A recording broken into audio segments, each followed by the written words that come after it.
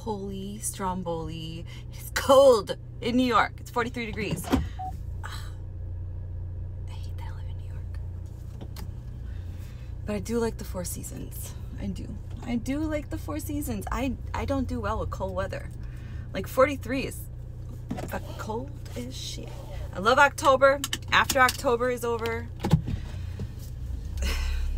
I would just normally go south. When I was in my teen years, like 17, 18, all the way until I was like 26. Even when I married my husband, I lived in Massachusetts when I went to go meet my husband, and we moved to Florida, to Naples, Florida, when I was like 27, I think. So all through my teens and 20s, I used to navigate between New York and Florida, and I always went to Florida when it was cold. But I also had a detailing boat business, so I navigated, you know, my mom's boyfriend taught me how to detail boats, and I worked with him. And then when I moved up here, after the 3 hurricanes hit, Ivan, Charlie, Francis, I might have said that backwards, but those were the 3 storms. I lost my job because I was also working in timeshare. I lost my apartment because a tornado came ripping through Polk County, and I had to move back up here. And then I met my husband, and then we lived here for a while, and then we moved to Naples, Florida. Anyways, I always navigated to Florida. I'm just so glad I'm not living there right now, and sending lots and lots and lots of positive vibes to everybody down there. I have so much family that lives in Florida, and they really suffered when, you know, Charlie and Francis and Ivan hit. Like, it really just, it demolished their homes. And I can't help but think that this is my conspiracy brain. Fuck, I've been living in the country too long. It's my conspiracy brain. It's election season. It's a season. What are they doing? They're taking out the red state.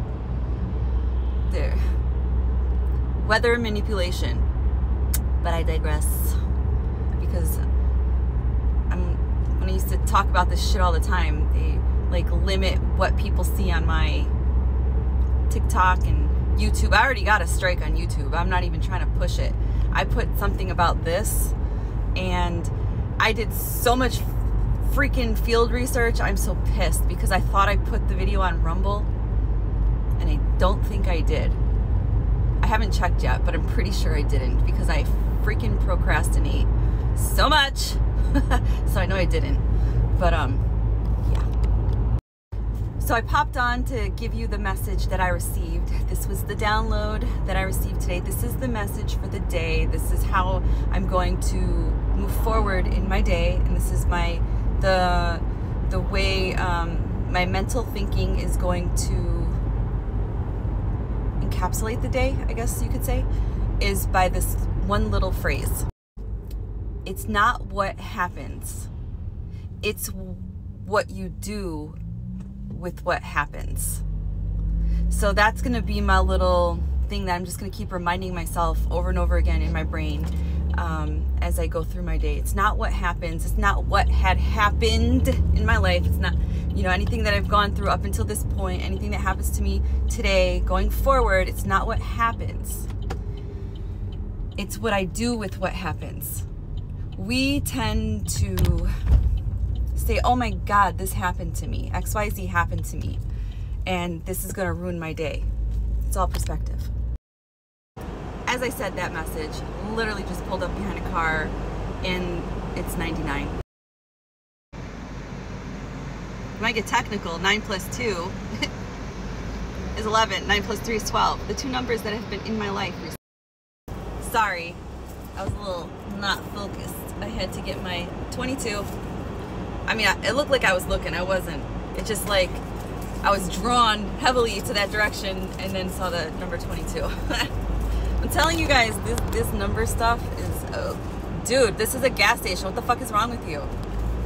People driving through here like Mario Andretti, like this is a racetrack. People are dumb. There's something else. I'm gonna go roll up to my little spot solar right here. The speedway. This is my own time. No, but today I'm going to navigate over to Holy Sepulchre Cemetery in Rochester in Charlotte. Probably shouldn't have said all that on social media and then post this. If you're going to come for me, come for me. Fucking Calgon, take me away already. Anyways, so everything is perspective. So that little mantra that that little statement, it's not what happens, it's what you do with what happens. So in the last couple months, the last few weeks, there's a lot of things that have happened. And I think what I went through the last couple months, I've handled pretty well. I had a really good support person that helped me too, like mentally get through a lot of the beginning part of me leaving, which I'll forever be grateful for, because everybody needs a friend.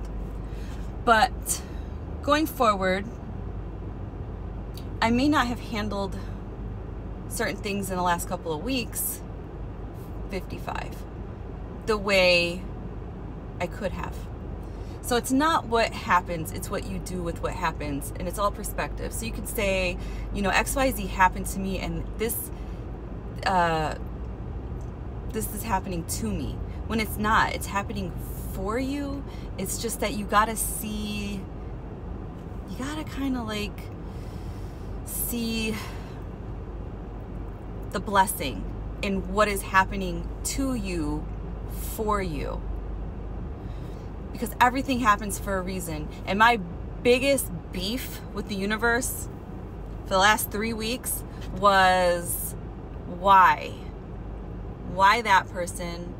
Why this lesson? Why? Like, why?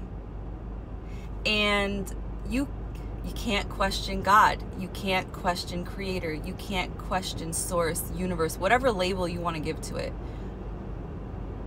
You can't question yourself.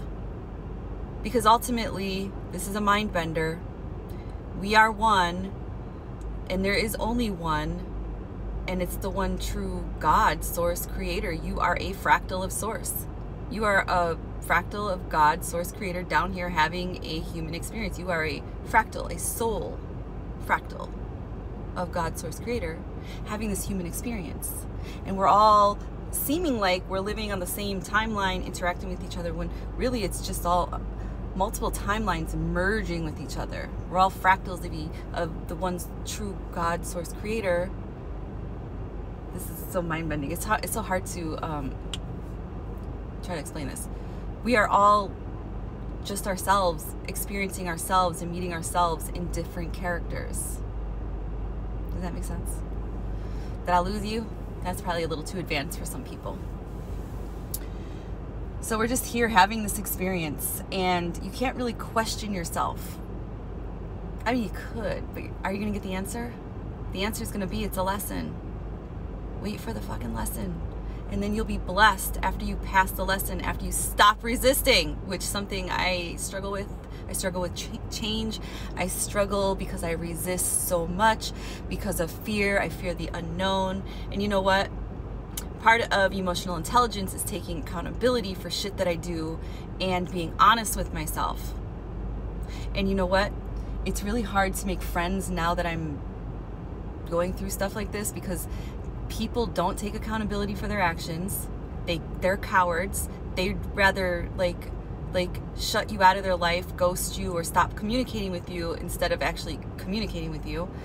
And people just don't know how to communicate. People are just walking around being very, very fucking unhealed versions of themselves, and their unhealed aspects are being pushed off onto people.